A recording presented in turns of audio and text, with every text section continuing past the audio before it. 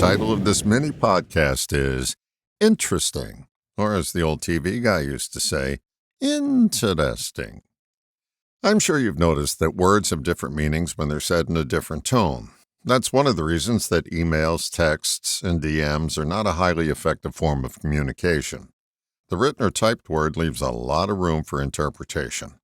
The spoken word is catching up. I've noticed the word interesting is one of the words that contains many meanings in speech. It's a catch-all word that people are using with increasing frequency.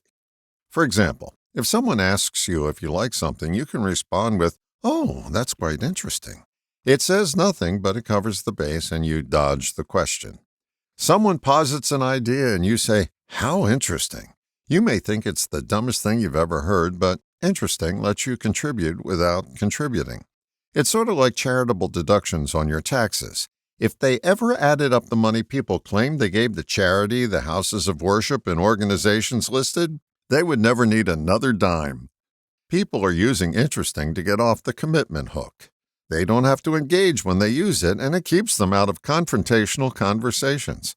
By the way, it's a great tool when used sparingly. Even the genuine use of the word interesting is incomplete.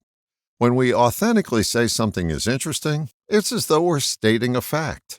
We aren't. We're stating an opinion. I have a recommendation. I suggest that when you state that something is interesting, that you add the words "to me" to the end. This completes the word interesting and references it to you. I don't think anyone will ever define the word interesting because it's one of the most fluffy, elastic words in our language. But referencing it to you keeps it out of the world of asserted facts and into the realm of opinion where it truly belongs. Many words can use a "to me" addendum. Here are a few to consider: boring, ugly, pompous, selfish, funny, sexy. The list is endless. The telltale clue that you need "to me" is when you're about to make an assertion about something or someone. He's, she's, it's.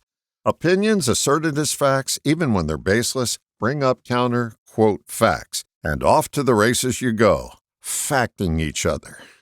When you add "to me," you take ownership of the assessment and don't imply that everyone has to agree with you. When you stop stating things as facts and start labeling things as your opinions, there's a lot more wiggle room in the conversation. Room for something new to develop rather than the same old stimulus reaction that unsupported facts bring up. Question: don't you find this interesting? It is, to me. All the best, John.